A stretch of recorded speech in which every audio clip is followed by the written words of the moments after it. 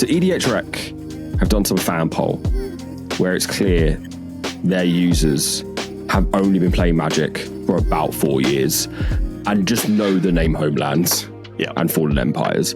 And Fallen Empires, whilst a bad set, is mainly infamous because it nearly killed Magic in that it was overprinted and underpowered. But apart from Fallen Empires and Homelands, which I think are just I've been playing Magic for 12, 13 years. I've opened one Homeland and one Fallen Empires pack that I won at an event or something. Do you know what I mean? As a goof, I was like, I'll buy one. And they were really expensive. And I didn't open anything. Those two feel like they've watched a YouTube video of somebody say these are the worst sets of all time. Yeah. Or it's been mentioned in passing in a podcast. It's more like lore that they can pull from rather than they've actually had experiences playing with Fallen Empires and Homelands. Because if 3% of your audience are voting Spider-Man, a set that's not even out yet, why is that amount also voting for Homelands? That just doesn't feel like there's correlation there in any way. I do think the people that know Homelands was bad would hate Spider-Man though. They're the same. Well, I think this is entirely reactionary. That's what I'm trying to get at, which is the fact that all UB sets is number 2 at 9% is a fucking joke. Honestly, funny. You can't lump, for better or for worse, Lord of the Rings, which is Universes Beyond, with Assassin's Creed, Doctor Who, Fallout, Street Fighter. Street Fighter's not a set, but you know what I mean? You can't just lump it all together because they're different products for different needs as well. Fallout and Doctor Who were Commander sets. Yeah, I can't. Yeah, I was just gonna say this shouldn't say worst Magic sets of all time. It should say least liked Magic sets of all time. That's what it is. It's people saying I don't like this. Not this is bad. You know what I mean? But I do think those two things do merge. They do. Yeah. I do think those two things can coexist. But having Final Fantasy at number 5, having Assassin's Creed at number 8, Spider-Man number 10, and then also all UB sets, which why is that even a category they can pick if you can pick Universes Beyond separately? So that feels like that's fucking rage bait. Yeah, in my replies, they did say that they added it because there was so many people saying it. But yeah, I also just feel like if you look at all these sets, Aether Drift, Karloff Manor, Aftermath, and all the UB stuff, it's so recent that I feel like a lot of this is just reactionary to it's some of the more recent words hard end of the day. Some of the more recent kind of, I wouldn't even say Magic faux pas. It's why don't people like Aether Drift? Because it was underpowered. Why don't people like Karloff Manor? Because it was kind of underpowered. Their sets aren't bad. They're not inherently bad limited environments, and they don't have bad cards in them really. It's just very strange. So I think what we're going to do is kind of go through each of these sets or each of the points on this list and kind of discuss quickly, because it's a normal podcast episode, if they kind of belong there, and then maybe there are definitely sets that should be in this list that aren't, which is hilarious. But first, Tom's forgotten what episode number it is. Yeah, welcome back. Oh my god. So the last 2 episodes I've screwed the number up. Let me just go in here and check. I realize it's because I named the files TMC number, but I'd named it something else. I think I'd not put a space in. Right. So the last episode was episode 37, which means we definitely called it 36 or 35. Last episode we said it was 36. So welcome back to episode 38. I hope it's episode 38 of the Magic Houses podcast, a Magic the Gathering podcast. I am Tom, aka Fiend with an X, and you already know him. You've been listening to him talk. It's Adam, aka Adam GCB. Hello. How are you? Apparently, I'm just very angry about this list. I'm fine otherwise. A lot of people were angry about this list. They're getting ratioed, which I think is the correct response. I think this is clear rage baiting. They have since now put out a thing that's like, what are the best sets of all time to kind of think like try and play both sides. Yeah. So I just even from a graphic design standpoint, this is terrible. It's just nasty. EDHREC have put out some good stuff. Like it's surprisingly this feels like it's slapped together by some sort of social media intern. If you're not a social, and I don't know, that's a horrible thing to say, because chances are it's like an actual community manager. And as a social media person, I don't like the social media intern like rhetoric when something bad happens, but this feels very, very slapdash and haphazard and, rushed. So, EDHREC put out this post. It says, these are the top 10 worst Magic sets of all time as voted by you. Aether was the clear winner, brackets loser, with 16% of the vote. After that was a general disdain for all things Universes Beyond. Check out the graphic, strong lifting, for the rest of your worst Magic sets of all time. And they've done a very good thing here where they've been like, it's you voted for this. So this isn't us slamming on EDHREC. I think this is us slamming on the enamored EDHREC user who would vote in such a poll. Yes. So the top 10 worst Magic sets of all time will go in descending order. 10 is Spider-Man with 3% of the vote. Note, Spider-Man at this point had barely been spoiled. Yeah. There was very few cards out for it. So it getting 3% of the vote for worst Magic set of all time is hilarious. Sorry. Oh, I'm only sharing my window, not my screen. So something just popped up. It's fine. Scuffed. So yeah, Spider-Man getting 3% of the vote for worst Magic set of all time when at this point a handful of cards have been spoiled is insane. Yeah. And shouldn't have been on this list as an option. Not at all. Homeland's 3% of Homeland's with 3% of the vote at number 9. Assassin's Creed with 3% of the vote at number 8. Aftermath with 5% of the vote at number 7. Karlov Manor at 5% of the vote was number 6. Final Fantasy with 5% of the vote at number 5, which is hilarious because consumer spending habits don't say that. Fallen Empires has 6% of the vote at number 4. Dragon's Maze has 6% of the vote at number 3, which I also feel is a bit of like, again, a lore thing. Like most new gen Magic players would have never touched Dragon's Maze. I don't even know. I don't know why Dragon's Maze is Dragon's Maze on here, so we'll get into that. Yeah, I can tell you. And then all Universes Beyond sets with 9% of the vote at number 2, and then EDHREC with 16% of the vote at number 1, which is just like, come on. So I think we'll go top down. I think we'll go EDHREC downwards. I think because I think we can kind of conflate all the Universes Beyond stuff together. Yeah. EDHREC is not the worst Magic set of all time. No, definitely not. By a large margin. Yeah. It's kind of insane that it's got that high. I think there's recency bias stuff. For sure. I think this is also just like we're tired of the Omen Paths, like things cosplaying other things referential nonsense. But in no means from a design point of view, is it the worst Magic set of all time? Power level is low-ish. Like, you're not really seeing it show up like crazy amounts, apart from a couple of like uncommons in standard and other constructed formats. And there was no real, like, I think with some of the other ones, which we'll get into, there was like product, like snafus, like supply, or just like how they sold it. Yeah. Nothing like that with Vapor Drift. It's a standard set.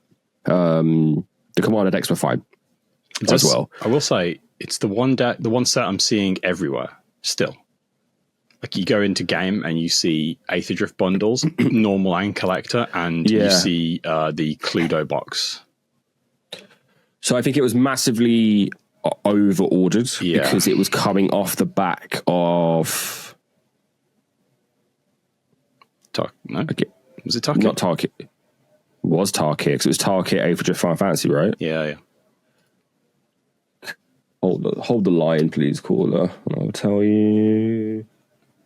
No, it was the other way around. Was it EDHREC Tarkir? It was. It was EDHREC Tarkir. It was EDHREC Tarkir. So it was coming off the back of Summon. What came out? Foundations. Yeah, so it was the first set of the year, wasn't it? Yes, it was Foundations. It was Foundations EDHREC Tarkir. So I think it was also a bit of a like. Foundations was getting a lot of love for feeling like Magic, and was readily available from launch. I don't know. I don't know. Supply issues were a bit funky on some of the other like products, but I think like standard like Foundations play boosters were pretty easy to get as well. So I don't think there was any like hang-ups really on like supply or product delivery issues. Mm-hmm. And then EDHREC I think just fell a bit flat afterwards. I also think just like personally hanging all of your creative for a set on one type is typically a bad way to go. So like it being like it's all cars and mounts, but mounts are just cars and vehicles. I think people were just a bit like numb to it. I don't know, but yeah, I just don't think it's the worst set of all time. Like definitely. There are sets in this list that are literally worse than EDHREC. What are your thoughts on just why is EDHREC so high up on this list? It's like you said, it's recency bias. It's people hating the hat sets. It's 100% not the worst set of all time. No, it's definitely not the worst set of recent memory either. I don't think. I think it's one of those things that, as time's going on, people are, from a commander's point of view anyway, are finding the good cards. I also think like if you're like, oh, it's so underpowered, I would argue, and we'll get into it in a minute, there are sets with powerful cards that should be in this list from a, there's nothing that is desirable for constructed play or even commander, casual constructed play.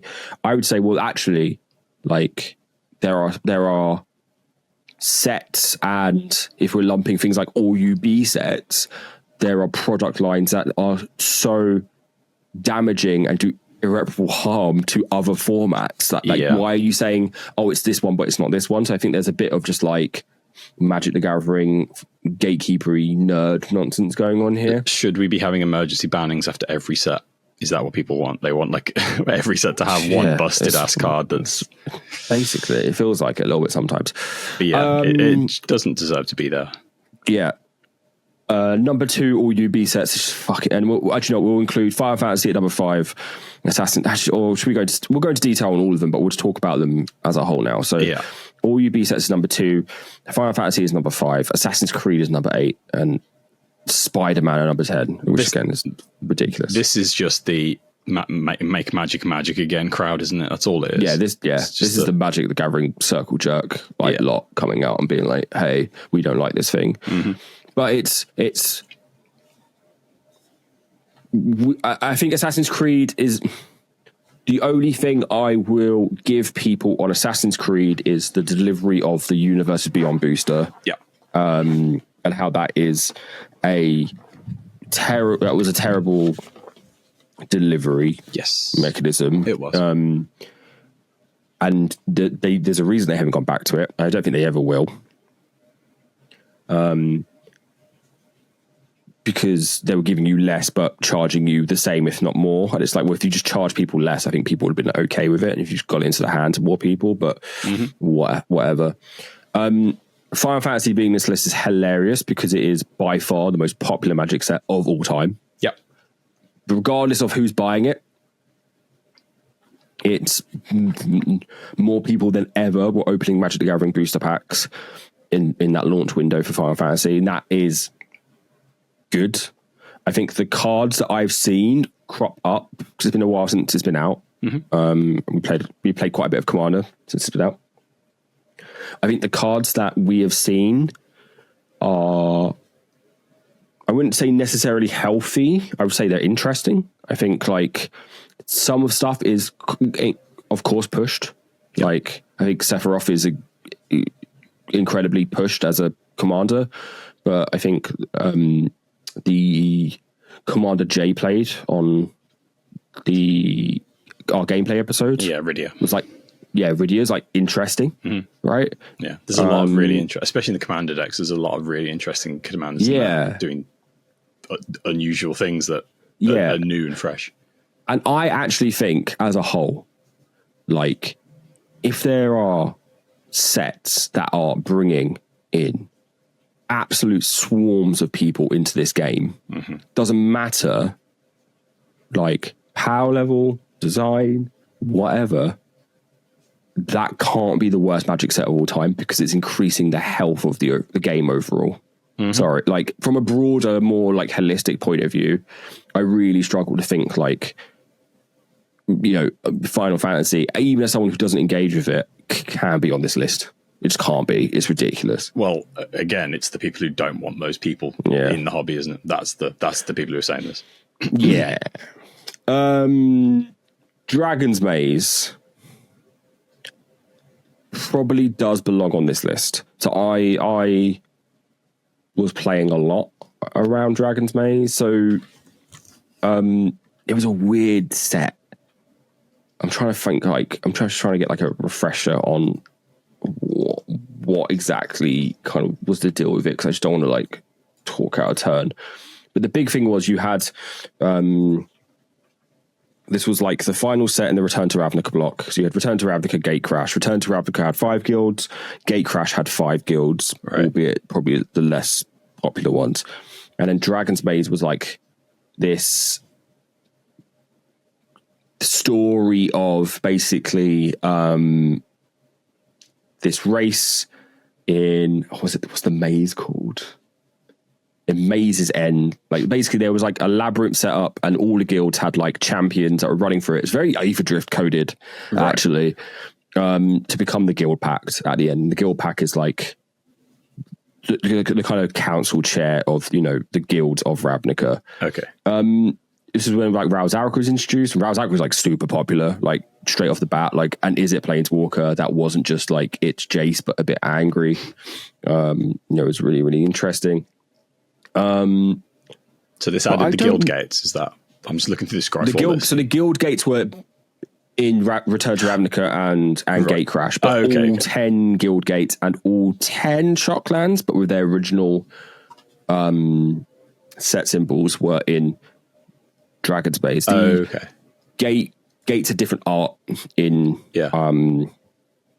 Dragon's Maze. Okay. It was quite. It was very low powered. Yeah, I'm looking at Scryfall. I'm not seeing anything really like leaping out at me. The kind of standout card from it was Voice of Resurgence, which was like this no name. Obviously, you know, like it's not a legendary. It's not like a character that's mentioned at all. It's something big, and that saw a lot of kind of like competitive sideboard play, because control meta was incredibly powerful around this time. This was like, I mean, Tom, like I was playing standard as a non-control player at this time. It was miserable. Everyone was playing 4 Supreme Verdicts, 4 Sphinx's Revelation, like, and then that's before we got into Ferris block, where everyone's running mono black Pack Rat Devotion with Gary. Miserable. So I think what happened was Return to Ravnica definitely, and then to a lesser extent Gatecrash had these more powerful cards. I think just Dragon's Maze didn't add anything to that mix, was massively overprinted off the back of Return to Ravnica being such a massive success as well. And I think this, I know I went on a massive rant last episode about blocks. I think this is the problem with blocks, though, is if you do 3 set blocks, you're stuck on that plane for effectively a whole year. This is where a magic set was. It's hard to believe, but you used to get 1 magic set every 4 months, and that was it. So not only would you have fatigue at the end of the year or at the end of the magic calendar by that set, you also had fatigue of being on that plane or being in that block. So I think like that didn't help. And this was kind of the worst case of it. But it's interesting to me that Dragon's Maze is in here, and then like Journey into Nyx isn't, because that was very similar in vibe, I think. Or one of the Pharos blocks sets was very, very similar. Like, I think it might be, as I Born the Gods, Journey into Nyx felt like very similar to Dragon's Maze. Everyone was like, oh my God, we've got another Dragon's Maze on our hands. So that's weird. Fallen Empires, I can't talk too much because obviously I wasn't playing then, but this was basically, it was massively underpowered. Yeah. I think there's 1 card that saw any sort of competitive play, and it was like a common. And it was just massively overprinted because this was so early on in Magic's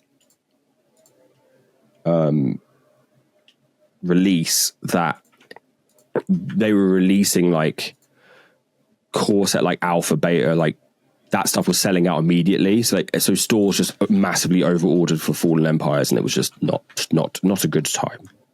So that was well early on, wasn't it? That was Fallen Empires. That's the red and the white pack, isn't it? Yeah. I've got some. But again, 1994. Okay. Yes, that's super early. The 5th expansion. Yeah. Wild. So like literally, like Magic sets were coming out and selling out immediately. Yeah. And then they just did 1 print run. So this was kind of like, they massively overprinted this. You can still find boxes of Fallen Empires, and like Homelands is very similar today. And there's just no value in it whatsoever. So yeah, that I can't really talk to it too much. But we'll go on to Card of Mana. Card of Mana, I think, gets a disproportionate amount of hate. Yeah. As a set, it's fine. It has the Surveil Lands. It's the biggest thing going for it. And there's some interesting stuff in there. I actually think we're going to have a bit of a new Capenna. Like, people go around looking at like Karlov Mana legendaries and be like, oh, actually, these are kind of sick. Yeah. Like, there's some interesting stuff here. It seems to be happening quite often now. Like a year and a half later, people turn around on them. Will we get it with Aether Drift? I don't know, but who knows? Yeah, I think that in a year's time, if you made this list in like 2 years' time, I think you'd have like Card of Mana at like number 10 and like Aether Drift number 5, and then like the 5 sets that came out like that year above it. 100%. Like, I think there's just like so much hatred to like recency bias, or whatever the inverse of that is, that shouldn't be at play here, but is like, this list is just this list is too subjective, right? That's the issue with it. Yeah. Aftermath, fun cards, terrible idea. Yeah. It should have been bundled in with Mom. It should have been either a bonus sheet, or bundled in with Mom. But they'd committed, hadn't they, at this point? So they were kind of stuck. Yeah. What did I buy? How much Aftermath did I buy? I got a bundle box. I think that's it, of Aftermath. I think I bought a collector booster box. I have to check. I've definitely bought multiple boxes because it was always on sale. So like Amazon would always have it on sale, and I'd buy a box. But yeah, I think this is just reactionary to the. Are they literally called Aftermath boosters, or what were they called? The small boosters? Oh, they were called. I can't remember. It's not. They were Beyond Boosters. No, Beyond Boosters. Assassin's Creed. Yeah, I'm looking. What are they called? Yeah, it might be called Aftermath boosters, because I think they were planning on doing this kind of as a a prologue for sets going forward, right? Because it was March of the Machines Aftermath. Epilogue boosters. Epilogue, there we go. Yeah, there we go. That So kind of it's implies they basically would be like the end of the story. So it'd be like the end of a storyline. It'd be like, here's these small packs. It would be the big score. The big score sheet from OTJ was originally going to be that, right? Yes. So it would be. So that would have been Outlaws of Thunder Junction Epilogue. Aftermath, whatever. Yeah. So they've done. They've obviously scrapped that. They've done it once, scrapped it, which I don't blame them for like trying new things. I think the biggest thing here was they didn't reduce the price of the boosters. It was just 5 cards. Yeah. And you got to a point where if you open multiple packs, you just saw the same blimmin' Tarkir, or Tarkir Dragon Orc thing like over and over again. So like, and that happened with Assassin's Creed, right? Yeah. It was like the only variance you were getting was in the rare and mythic slot. So at that point, it's like they've already removed the commons because of that. And like, when are we removing the uncommons, just getting to rares and mythics? Yeah. Assassin's Creed, we've already spoken about a little bit. SMH, again, shaking my SMH. I love Assassin's Creed. Yeah. Assassin's Creed, we've always talked about the Universe Beyond stuff. We spoke about this recently. I think it's good cards in a bad set. Yeah. I think they could have made that set larger and just done a normal release. I think that it's like we don't know what licensing deal they signed with Ubisoft. And that delivery and kind of what Ubisoft was committed to do or happy to do with Wizards on that. So yeah, I think they're like we spoke about this after recording this weekend. Assassin's Creed has a disproportionate appearance rate on our gameplay recordings, and it's not always us. Yeah. Which means like these cards are interesting, and it's scary because it's like, well, when are they going to reprint them? So like these cards are only going to go up in value, and like the boosters are already expensive as they are. And I think as people start to warm up to these cards, maybe when like a set's coming up like a Spider-Man and not interested in, they look back a little bit and they go, oh, well, give Assassin's Creed a try. You know, how expensive down the road those things are going to be, but they all say assassin on them, so they're not that hard to get. And then Homelands is very similar to Fallen Empires. Yeah. It was just overprinted, underprinted, underpowered, and didn't bring anything new. And then Spider-Man is just a fucking joke. Spider-Man shouldn't be in this list. We can ignore that. Isn't worth I'm ignoring this now. It's just making me angry. So this is hilarious to me that neither Saviors or Betrayers or Kamigawa is on this list. Right, Saviors should be on there, 100%. Saviors is 100% meant to be on this list. I'll tell you what else should be on there. It should probably be at number 1. Double feature. So I don't treat double feature as a set. Exactly. I treat double. But if technically, I don't think double.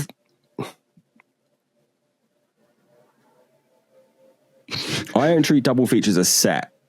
I think double feature is a supplementary release. It is bad. I'm so looking forward to it because I was like, oh my god, this is gonna be so good. And it was just like, oh, it's just this. I was like, oh, okay. But I would argue, yeah, maybe. Like, if we're counting it as a set, maybe. I mean, if we've got all UB sets on here, I feel like. So I wanted to put this out there. I think Modern Horizons, all Modern Horizon sets should have been on this list. Yeah, but the people commenting are the people who... Exactly. You know. They're not thinking logically. Like, Modern Horizons as a product line has made Modern effectively unplayable, has made Modern a rotating format, which is the whole point. Like, the whole point of Modern is that it's an eternal format. And then maybe that's some of the UB stuff, right? It's like it being printed into standard and constructed in eternal formats. But then like Modern Horizons does that, and Modern Horizons historically breaks these formats every time. Yeah. Every single fucking time. So how does that not make it him? Also, where are these people who are screaming about UB should probably also be screaming about things like Unfinity and unsets? Like, how are people not getting upset about those? I think they are so. I know they're easy to ignore. Yeah, I mean they're on their own little island. But again, like, I'd say they're worse than Final Fantasy. Even the ones I like are worse than Final Fantasy. Like, it's just. But I think it's like this is the problem where it's worse is so subjective. Yeah. And these people aren't saying the worst sets; they're saying the sets they hate, they dislike. Yeah. For reasons known to them, not based on anything rational. Yeah, I am shocked that people like Feros, like OG Feros, but I'm shocked that I think Feros is nicer. Feros gets away with it because it was the first one on that plane. But I think. And it introduced the original monocolored gods. So I think people are like very nostalgic for that. But I would argue Feros might be worse than Journey into Nyx, just from a like set level. It's but I am surprised like a Feros block set, like original Feros block set, didn't make it into this list. It's very, very strange. Especially with like a 3%. There's things getting 3%, and if it's as bad as you're saying it is, you'd think at least 3% people would be. I think it was. Let me double check. Let me just check Scryfall for Journey into Nyx. I'm pretty sure it's Journey into Nyx. I think is the bad one. Sorry, this is incredible television. I'm just working out. Okay, so there's 39% of votes unaccounted for. So great. Yeah, because obviously people said other things. So this thing's 2%, 1%. So Journey into Nyx gave us so Feros gave us a monocolored gods, the 5 original monocolored gods. Mm-hmm. Born of the Gods gave us 5 dual colored gods, the allied colored, and then Journey into Nyx gave us the enemy colored dual colored gods. And apart from that, set is buns. Like, there's nothing really in here that's like super standout. There's some nice, like, Mana Confluence was printed in Journey into Nyx, but that caused loads of problems. From a flavor point of view, King Makar, the Gold Curse, was Journey into Nyx, which is fun, but like otherwise it's also Journey into Nyx, first printing of Dictate of Erebos, which so all over the place. But yeah, Journey into Nyx was mid and just felt so long in the tooth, and it was very much like, get us off this plane. Yeah, like at that point. So I'm surprised. I'm surprised Journey into Nyx isn't there. I'm also surprised. I think just this again is probably maybe a bit more like rose tinted glasses nostalgia. That Avacyn Restored isn't on this list. It was one of the worst draft environments I've ever played in. It was terrible. It was boring. I have never, like, when I used to run F&M, we famously had a pod where someone opened up an Avacyn and the rest of the table was just like, I'm not playing. Because you can't beat it. It's literally a card that's like unbeatable. Wow. So there's that. And then I think Battle for Zendikar as well. Like, this round when I stopped playing, a lot of people stopped playing around Battle for Zendikar. I hear that a lot, that Battle for Zendikar is the one that put people off. I wasn't around for it then, but yeah. Devoid is just a really boring unmechanic. Like, it's not a mechanic. It's just, this card is colorless. It doesn't do anything. It doesn't change your cards in any way, really. So I'm surprised that that's not on here as well. And that kind of feels like Battle for Zendikar-ish is like when, you know, I would say not the current. Well, I feel like Magic goes in waves, right? So it was like the original Innistrad player wave, which I was part of. Obviously, there's waves before this. And then kind of like that wave of people carried us up to, I probably would say like around Battleful Zendikar, like or just after Battleful Zendikar, and more people came in after that. But obviously the big ones are like Lockdown, Commander, and all this kind of stuff, and Bloomburrow. But yeah, like a lot of people fell off during Battleful Zendikar, so I'm surprised that's not in here either. But those people probably aren't looking at EDHREC is the thing. That's what I was about to say. Is like the people who are looking at EDHREC are Commander players who are like, oh, you know.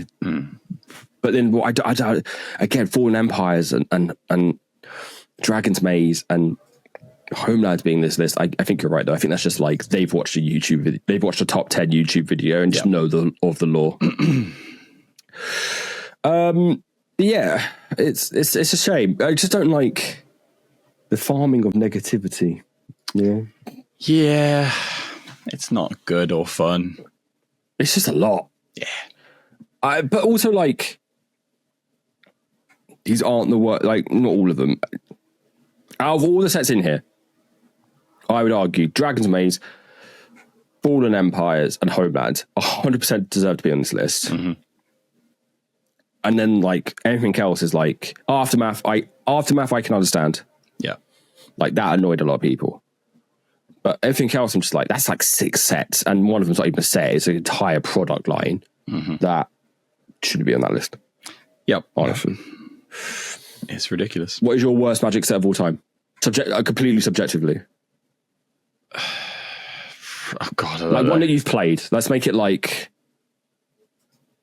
At least, like, make it like you mean a set that you were like played like sealed or like just like one that you were like currently playing Magic and a set came out and you were like, this is not a good time. Ironically, it was EDHREC was the one I opened and I hated opening, but it's grown on me though is the thing. Like initially, I think I was expecting more out of it. It's not the one I hate. I don't think it's the one I disliked the most. I didn't like Aftermath. God, it's a really rough one actually. I don't know. There hasn't really been one I've really hated or disliked, I don't think. I'm trying to figure out what mine is. Lord of the Rings didn't do much for me, but that was just from a IP standpoint, you know? Yeah. But I've done some sealed and some draft of it and I enjoyed it. So yeah, I don't know. I just like Magic. Mine's probably Journey into Nyx. See, I wasn't around. I came in at Kamigawa Neon Dynasty. So I'm kind of hitting all the bangers. You had a good wave. I think Midnight Hunt might actually also be up there. Midnight Hunt was just incredibly mid. Night Hunt. See, I opened a box of Midnight Hunt, but I was very early. I just just recently come back, so it was enjoyable. It was new and fresh to me at the time. But I can see how day night and things like that. Cruise of Vow at least had the setting. Yeah. Right. Let us know what your least liked Magic set is. Don't say Spider-Man or UB. Don't say Spider-Man because it will upset me. Why would you want that? Moving on over to the Sicko Zone Hall of Fame. I need to share my screen. Let's go. Yeah, you do. Make sure are you doxing yourself or have you? Nope. Oh, he's done it. We're good. He's prepared this time. I've learned. Let's it is LFG. A Tom week. It is. So Tom is putting forward Ebon Praetor. Yeah. Oh, yeah, I've seen this guy. Yeah, I see this all the time. Do you want me to take it? Yeah, sure, go for it. So Ebon Praetor is 4 black from Fallen Empires, one of the worst sets of all time. It's a creature, avatar Praetor. I'll read it as printed. It's a 5/5 summon avatar. It's got trample and first strike. During your upkeep, put a -2/-2 counter on Ebon Praetor, the popular -2/-2 counter. Yeah. You may sacrifice a creature during your upkeep to remove a -2/-2 counter from Ebon Praetor. If the creature sacrifice was a Thrall, also put a +1/+0 counter on Ebon Praetor. Only one creature may be sacrificed in this manner each turn. So the art as well is wild. I'm not sure. I guess the Ebon Praetor's the guy behind the little podium. Yeah, I would guess so. Yeah. Yeah, it's not been errated to do anything better than used counters that we don't use anymore. Yeah, the art's wild. There's loads of little guys on there. There's like 4 little freaks on there. It's just a lot going on. So I'm just reading. Also, thralls. Okay, sure. Yeah, sure. Yeah, this is awkward. This is awkward as shit. Yeah. Do they try to fix it? No, they just put first strike trample. Yeah. Okay. Oh yeah. Why? Yeah. Why is it? Oh, is it alphabetical order now? Keywords in alphabetical order? Is that a? I think that's typically what they do. Yeah, I've never noticed that. I'll have to check on EDHRECs because that's the big one, but or Cosmic Spider-Man. Yeah, it's too attractive. It's not out yet, is it? I don't know if Skyfall's got it yet. Flash Menace. I'm pretty sure. Look at EDHRECs, we'll see. Oh God. Just one eye. No. No. That was it. There you go. That's it. Flying Vigilance, Death Touch, Life. No, so it isn't. Maybe it's like layers. Yeah, we need Max to. Max, help. Yeah, helps out. Why did they? Maybe it's like a layers thing. Why did they like swap the first strike trample? I don't know. Yeah, interesting. Flying Vigilance, Death Touch, Lifelink. Maybe it's like the. Yeah, I think it might be layers because it's the like evasion ones first. It's like static, and then it's like if it does a thing. If it does a thing, yeah, like combat abilities. But then first strike, yeah, yeah, because you want first strike to happen first, and then trampled trick, maybe. Yeah, maybe. Who knows? I don't know. Also, why does this guy have first strike? Yeah. I mean, yeah, he's a little trickster. He's Yeah, I think that's what's basically being implied. Yeah. Like it's like a jump scare. Yeah. Kind of guy. So what is happening in the art is they are just trying to work out who's being sacrificed, right? That's the whole. And that body's massive. There's a huge bunny. There's a little devil, which I assume is the thrall, and then what the fuck is that in the middle? What is it? No, that's the thrall. Oh, is that the thrall? Yeah, thrall was just like, yeah, this is some sort of like imp. Yeah. Okay. And like, yeah, they got Birmingham in the background by the looks of it. I would say the only thing against this going super high is the fact that it, apart from it being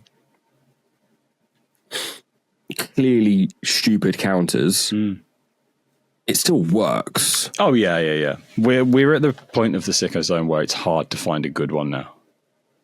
I was never expecting this to top 10. It's got weird art. The mechanics are kind of odd, but I know it's not the fact that it's a Praetor is very funny. Yeah. And Avatar. Yeah. Okay. This is up there. It's not super up there. Yeah, it is rough now, I tell you. It's functional. It's so hard to get a good Sicko now these days. 2025. I didn't even notice that it actually was a Predator as well. It's so funny. Yeah, it's higher than Animate Wolves. It's in this bracket. Where was he in Phyrexia will be one? Yeah, exactly. It's so weird. That's a Predator.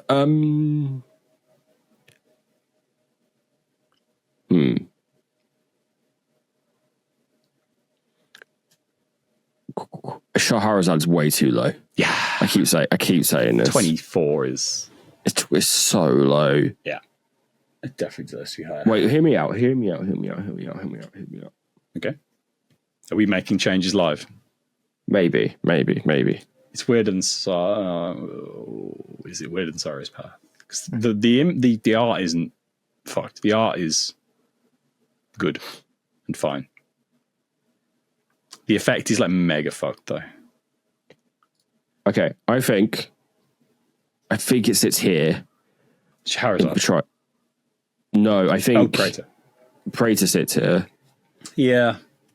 But I am going to move Shahrazad because we keep mentioning it, and I'm like, I don't know why it's so low. And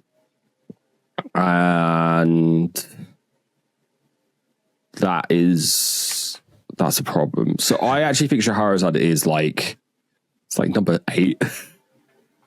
Well, no. I think Scheherazade is under Floral Spasm. Yes. Because again, Scheherazade still works. Mm-hmm. It's just stupid. But it is like mega fun. Whereas Floral Spasm is I play the game now, which makes no fucking sense. So, okay, yeah. Executive decision, we're actually finally moving Scheherazade up because it's just been it's not one card off animate wall in what world. It's just been like pushed down over time. It just keeps getting pushed down by stuff. I actually think it needs to pop up, and we might move more around like as stuff goes on. But that was the one that was like a real weird outlier. Mm-hmm. It was a real old submission as well, so that's why it's just been bullied around a bit, I think. Damn, dude, we're on nearly at 50 cards. We're near at 50 cards. Crazy. Housekeeping. We're doing that now at the end. Yeah. It's crazy. Did you know only 35% of you are subscribed? Please like and subscribe if you can listen to this the whole way through. It really helps us out. And I was going to say, the shop. I keep forgetting the shop. I should like do some more things. Yeah, like and subscribe, leave us a comment, go and follow the socials, go and give the videos a watch, go and watch the gameplay. Speaking of gameplay, new gameplay next week. Yeah, we'll have new gameplay next week. We had really, really fun. We had some issues with prior recordings. So. Yeah, so there won't. Yeah, so there's going to be another episode in the void. But that's fine. That's why we record 2. Yeah, because we record 2 to hope to get out 1. But we've done a batch of recording this weekend, so hopefully we've got episodes for weeks. But yes, new gameplay next Thursday. Keep an eye out. Kingmaker-shop.forfall.com. Hell yeah, is your place for Kingmaker and the Magic Castles affiliated merch. There's some new designs in the store. Please go check them out. They're really fun, and there should be a new one out in the next couple of days. I have noticed Sam has been wearing our hat in the latest Manners Planning episodes. So. Yes. Yeah, Kingmaker Snapback has featured on Manners Planning episodes. So that's cool. But yeah, that's been fun. I need to do some admin on that later. I'm the admin man. I'm the merch man. It's great. We will have my Monarch design up soon. So yeah, get that. It should be new designs up this week or so. I think that's it. Yeah. We haven't been doing much, have we? Well, we have, but not other people's stuff. We've been doing our own stuff. Yeah. I'm recording with Unholy Hand week after next. Don't know when the episode will air, but yeah. So that's something. That's it. And I was on Chat Magic recently as well. Oops, sorry. Do you know where that'll be up? Don't know. Okay. It's the Sonic episode though, so soon I assume. Who knows? Yeah. Okay. Awesome. Yeah. Cool. This has been episode 38. 38. Of the Magic Castles podcast. Thank you for listening. We'll catch you next time. Bye bye.